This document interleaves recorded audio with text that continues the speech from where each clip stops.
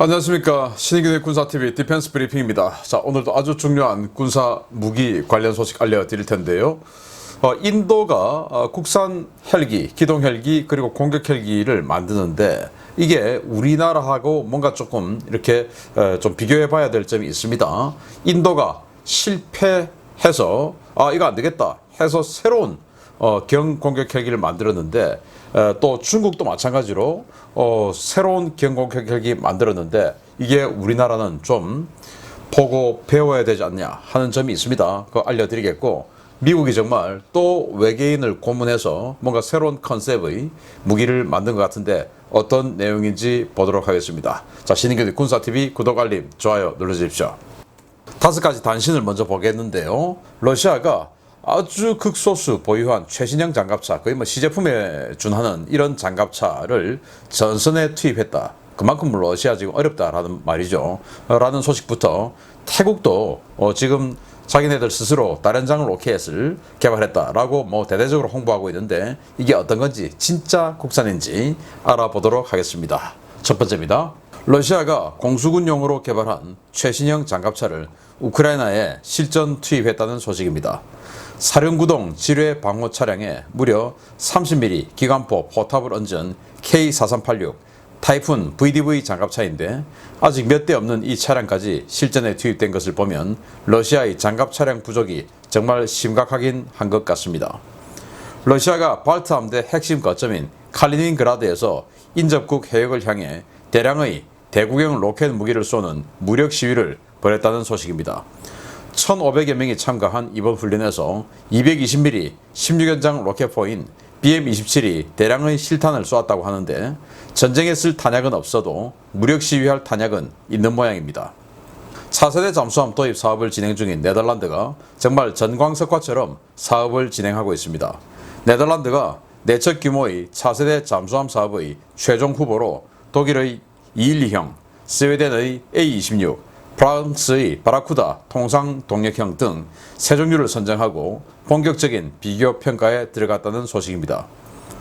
아무래도 러시아의 카모프 50이 헬기에 탑재되었다는 고성능 레이더 스펙은 거짓말 같습니다. 우크라이나가 카모프 52 공격 헬기의 격추 영상을 촬영해 공개했는데, 놀랍게도 이 헬기는 전방의 바이락타르 TB2 드론을 전혀 인지하지 못하고 비행 중에 공격을 받아 추락했다는 소식입니다. 태국이 자체 개발한 다연장 로켓 시스템 D11A를 공개하고 대대적인 선전에 들어갔습니다. 다양한 구경의 로켓탄을 운용할 수 있고 최대 사거리 300km의 유도 로켓을 투발할 수 있다는데, 알고 보니 체코제 타트라 트럭에 이스라엘제 로켓 발사기를 이스라엘 회사가 통합해준 무늬만 태국 개발 모델이었습니다. 자, 보겠습니다. 여기 타이푼 장갑차에다가 어마어마하게 큰 포탑을 얹었네요. 그런데 이 장갑 트럭이 과연 이 30mm 기관포의 사격 진동을 버틸 수 있을지, 과연 이 정도 차체를 가지고 정확도를 담보할 수 있을지, 스테빌라이징은 될지, 저는 굉장히 의심스러운데, 러시아 무기가 뻥 스펙이 워낙 세다 보니까 저는 이것도 그냥 급주기용으로 데리고 다니는 차량이 아닐까라고 생각이 되는데요.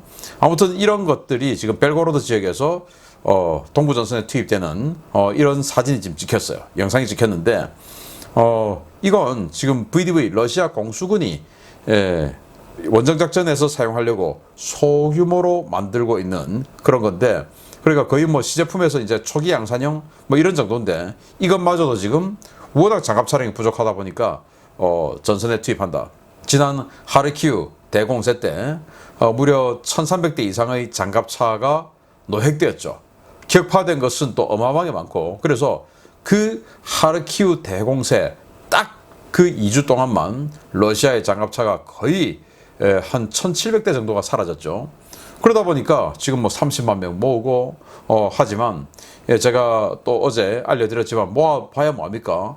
도대체 이 모은 이 병력을 세울 공간도, 보급할 군복도, 지급할 무기도 없고 먹여줄 식량도 없는, 또 그렇게 어떻게 하라라고 하는 지침도 내려가지 못하는 이런 완전히 콩가루 국가 시스템인데 전쟁은 왜 하는지 모르겠습니다. 아무튼 이런 상황의 러시아 알려드렸고요. 자, 러시아가 지금 포탄이 없어서 북한에가 포탄을 뭐 사오니 뭐 이런 이야기들 계속 나오고 있는데, 그런 없는 포탄에 칼리닝그라드, 발트 함대에 있는 곳이죠. 러시아하고는 본토에서 떨어져 있는, 그러니까 에스토니아, 라트비아, 리투아니아 이 발트 3국을 이렇게 감싸면서 러시아 본토하고는 떨어져 있는 그 곳인데, 여기에서 발트해를 향해서 수백 발의 로켓을 쏘았답니다. 여기 보시다시피 220mm 심주견장 BM-27 다련장 로켓인데, 이걸 가지고 바다에다 대고 어마어마하게 쏘고, 또 기관포탄 한 3,000발 쏘았답니다. 지금 전선에 쓸 포탄은 없는데 왜 이렇게 하냐? 지금 이제 제라드 포드 미국의 최신 항공모함이 첫 작전 배치를 받아서 지금 이제 이 발트해 쪽으로 오죠. 그러다 보니까 우리 뭐 가만히 당하는 그런 나라는 아니거든 하고 이렇게 보여주는 것 같은데, 이런 바보 같은 짓을 왜 하는지 모르겠습니다. 자, 네덜란드가 자기네들 차세대 잠수함 한다 라고 하고, 마치 저는 이거 좀 공개 입찰하면 어땠을까 생각하는데, 왜냐, 디젤 잠수함 중에 요즘 한국 거 최고죠. 그런데 자기네들 인접해 있는 독일, 그리고 맞은편에 있는 스웨덴, 그리고 프랑스, 이런 나라들만 이렇게 딱 찍어서 세 업체를 딱 지정을 한 거예요. 여기서 하겠다라는데, 제가 봤을 때 이 프랑스는 이거 호주에 제안했던 바로 이제 그걸 가지고 지금 제안을 하고 있는데, 너무 비싸고 실적감도 없고 그래서 좀 어렵지 않나라고 생각되고, 스웨덴 같은 경우에 자기들이 스텔스라고 하죠. 그래서 좀 가능성이 있을 것 같고, 또 이 독일의 212 212형 굉장히 이제 유명한 거니까 신뢰성은 또 212형이 또 있다고 보고, 2파전이 되지 않을까 생각하는데, 우리나라 불렀으면 도산 안창호급 탄도미사일까지 쏠 수 있는 도산 안창호급 할 수 있었는데 아쉽습니다. 자, 카모프 52 헬기, 제가 참 예전에 한때 좋아했었던 공격 헬기인데요, 이번에 완전히 그냥 뻥스펙이다, 꽝이다 하는 게 밝혀지고 있고, 거의 매일 한 대씩 격추되고 있는 카모프 50인데 또 격추됐어요. 맨페즈 보병 휴대용 지대공 미사일에 격추되는데, 그 격추되는 영상입니다. 그럼 이걸 누가 찍었느냐? 바이락타르 TB2 드론이 거기 있는 영상 센서로 찍은 겁니다. 그러면은 카모프 52는 여기 이 기수 부분에 이 주둥이 안에 15에서 20km 정도를 탐지할 수 있는 밀리미터파 공대공 레이더가 탑재되어 있다 라고 선전해 왔었어요. 그러면은 지금 바이락타르가 이렇게 카모프 52가 격추되고 있는 장면을 찍을 정도면 얘가 비행하다 봐야죠. 근데 못 봤다는 겁니다. 그래서 이 바이락타르 TV2를 조작하는 이 오퍼레이터가 쟤 지금 나를 못 보는 것 같다. 그러고는 이제 지나가서 가다가 격추되는 것을 그대로 촬영할 수 있었다. 그래서 러시아가 말하는 무기들의 스펙은 전부 뻥 스펙이다 라는 게 이런 장면에서도 밝혀지고 있는 것입니다. 황당하죠. 자, 다련장 로켓입니다. 여기 굉장히 좀 덩치가 커 보이는 로켓 발사기가 지금 얹어져 있는데, 사연장으로 보이죠. 이게 아마 한 300mm 다련장 로켓으로 보이는데, 이게 300km 날아가는 건가 봅니다. 국산이다 하고 어마어마하게 지금 홍보하고 있는데, 알고 보니까 이 트럭은 체코제, 그리고 이 로켓은 지금 여러 종류의 로켓을 집어넣을 수 있다. 아주 소구경에서부터 대구경까지, 여기 대구경 있죠. 대구경까지 여러 종류의 로켓을 얹을 수 있다 하는데, 그 로켓들은 전부 이스라엘제, 그리고 이 트럭과 로켓을 통합해주는 체계 통합도 이스라엘의 엘빗에서 엘빗사가 해주고, 그럼 이게 무슨 국산입니까?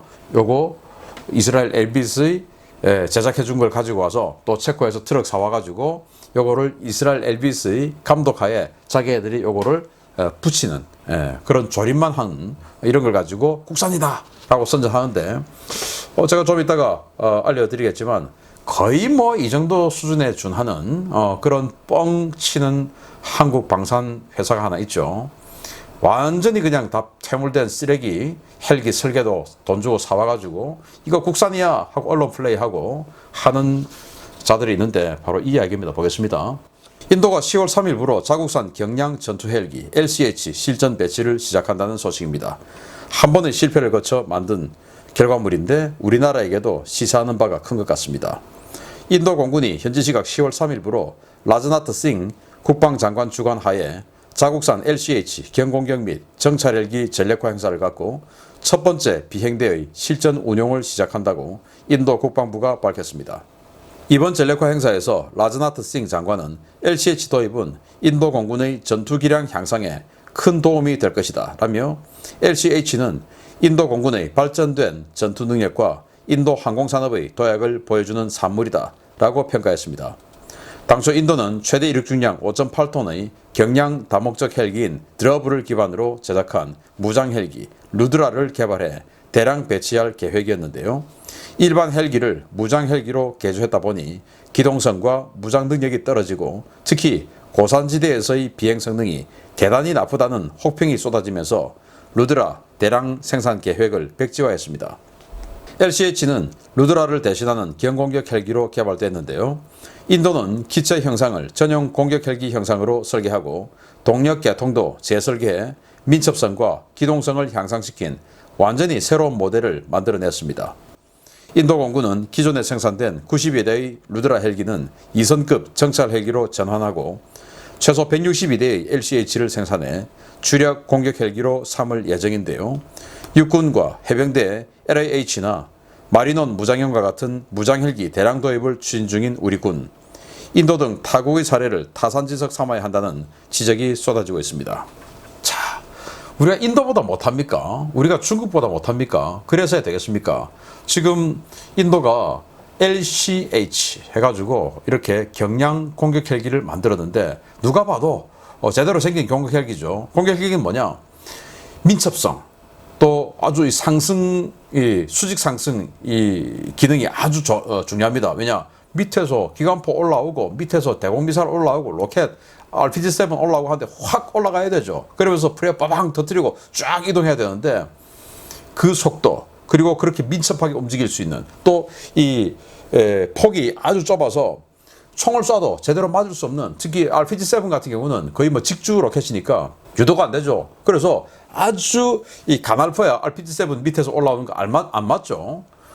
그런데 일반 기동 헬기들은 사람을 많이 태우고 짐을 싣기 위해서 설계된 헬기들이기 때문에 뚱뚱합니다. 캐빈이 크죠. 그러면 밑에서 총 쏘고 RPG-7 쏘고 이러면은 맞을 확률이 아주 높죠. 그러면 가는 겁니다. 또 그렇게 둥글둥글하게 만들었다 보니까 수직 상승률 뭐 이런 것들이 다 떨어질 수밖에 없죠. 짐을 싣고 사람을 싣기 위해서 만들었고 여기는 이 전투를 하기 위해서 만든 설계 자체가 이제 그런 거죠. 그래서 인도가 루드라라는 무장 헬기, 드러브라는 이 그냥 기동 헬기를 바탕으로 5.8톤이에요. 날개 붙이고 뭐 이렇게 해가지고 날개도 아니죠. 이 정도는 그냥 붐 갖다 붙이고 여기다가 지금 앞에 기관총 터렛 갖다 붙이고 해가지고 루드라라는 공격 헬기를 만들어서 이걸 300대 대량 생산하려고 했다가 이거 만들고 보니까 기동 헬기에다가 다시 이 무장 장착대를 붙이고 무장을 장착하고 기관총 터렛을 붙이고 탐지 센서를 붙이고 하니까 무거워졌죠. 그러니까 이게 뒤뚱뒤뚱거리는 겁니다. 인도는 특히나 고산지대가 많고 그런 상황에서 이거 도저히 안 되겠다 해서 취소하고 이거로 다시 바꿔 타는데 그 세월이 수십 년 걸렸습니다.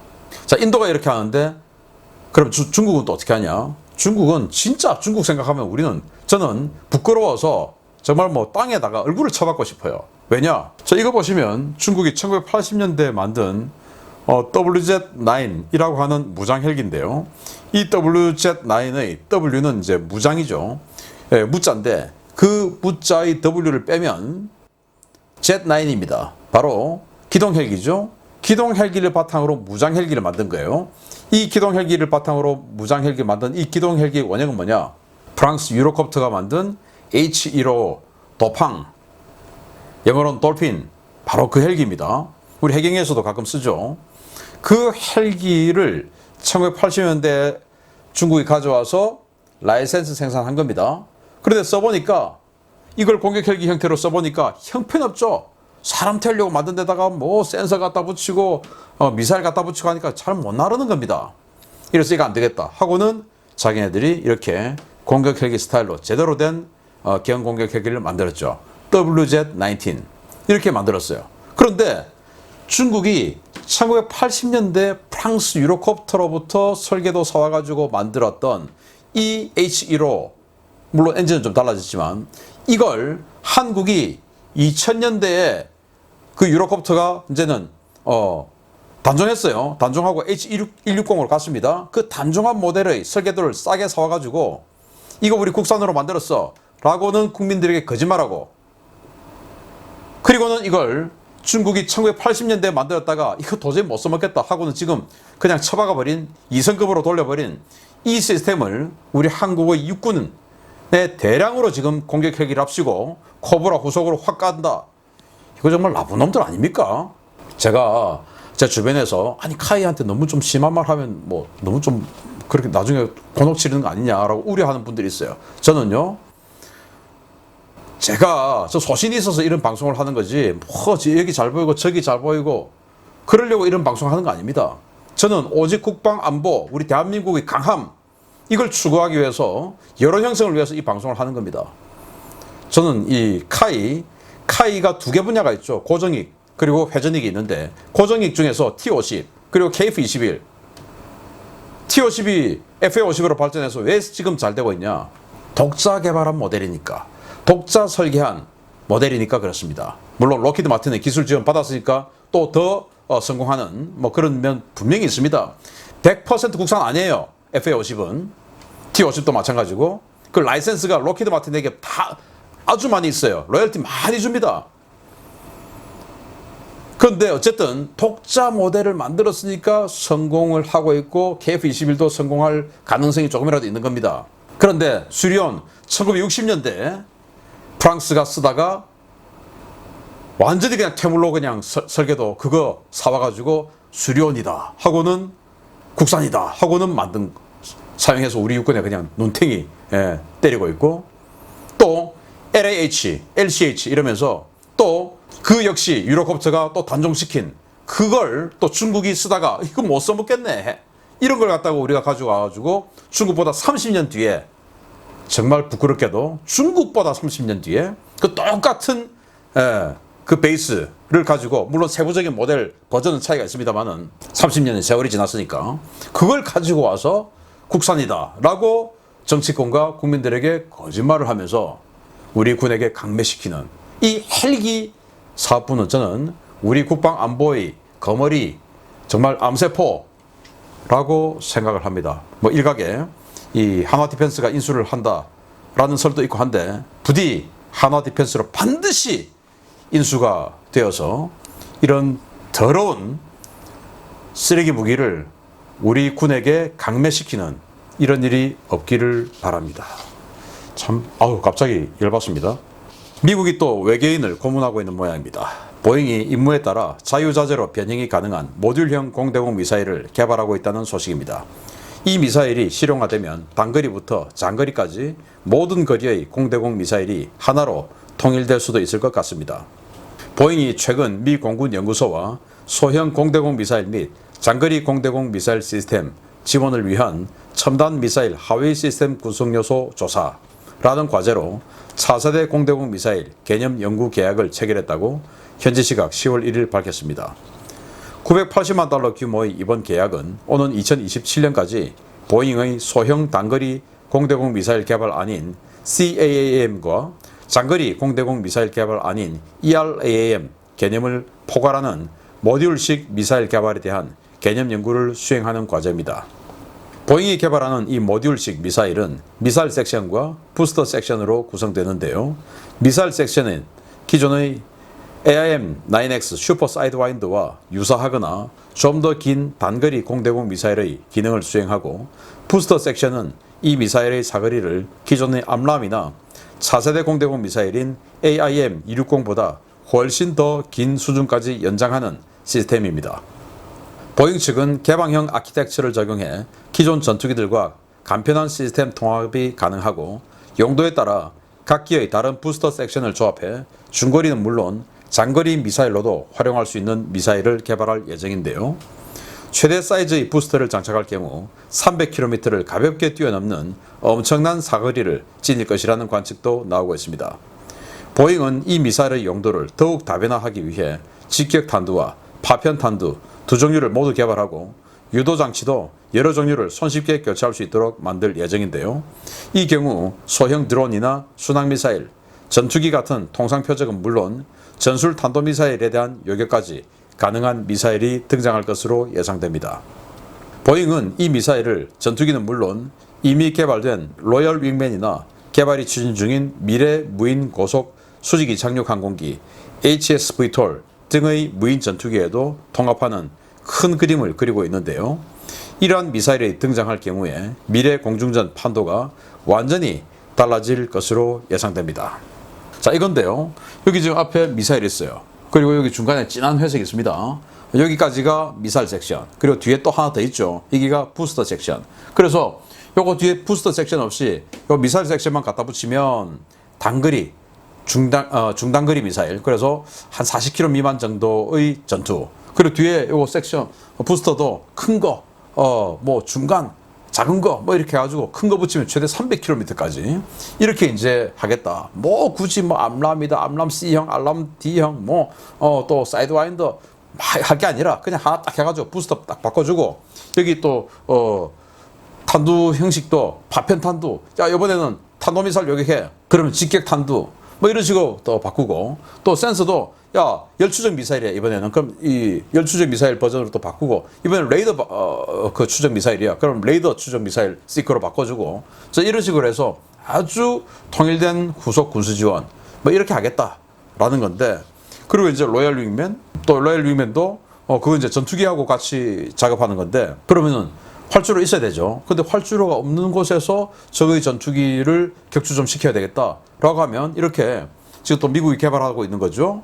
HSV-12. 그러니까 헬기형의 이런 그 로터가 있어요. 틸트 로터. 이게 지금 로터인데 이렇게 수직이 착륙하고 그래서 이륙 딱 하고 나면 제트 엔진으로 비행하고 이렇게 해서 여기다가 내부 무장, 외부 무장 다 가능한데 이 미사일 갖다 붙여주고 나가서 이 육군 기동부대가 기동할 때 야, 너 올라가서 방공해. 초계 돌아. 딱 이러면은 이제 이 무인 수직이 착륙 무인기가 공대공 무장 딱 달고 딱 올라가서 적의 헬기, 적의 전투기가 우리 아군 육군 기동부대 진격하고 있는 것을 타격하러 오지 못하도록 딱 캡 돌아주고 오면 전투하고 이렇게 해주는 것이죠. 그런데 전투도 짧은 단거리 전투 그리고 부스터 더 끼워주면 장거리 전투 다 할 수 있게끔 만들어주고 그럼 얘가 레이더가 있냐? 또 인공위성하고 네트워크 해가지고 전부 그걸 또 네트워크 전투를 하게끔 만들어주고 이렇게 하겠다라는 건데 지금은 공대공 전투가 딱 떠서 자기 레이더가 보이는 거리 그래서 뭐 100에서 한 200km 최대 한 200km까지 공대공 전투를 하는데 앞으로는 야 로열 윙맨 너가 한 1000km 정도 더 전진해 이렇게 해서 위성으로 또 네트워크 다 해주고 그 1000km 정도 더 나아간 로얄 윙맨이 또 300km짜리 이 부스터 장거리 부스터 장착해서 300km 앞을 때려주면 이 방공의 레인지 전투기의 방공 레인지가 한 1300에서 1500km까지 확장되는 거죠. 지금은 전투기에서 한 200km 정도 되는데 그 정도로 엄청나게 이제 영역이 확장되는 이런 전투를 하게끔 되는 그런 바탕을 지금 만들고 있다라는 건데 이런 거 저는 우리나라도 충분히 만들 수 있을 것 같다라는 생각이 듭니다. 제가 아까 카이 헬리콥터 부분 말씀드렸는데 좀 심한 단어는 들어갔지만 기본적인 저희 생각은 변함없습니다. 카이 헬리콥터 정말 국민들 기만하지 말기 바랍니다. 마치겠습니다. 감사합니다.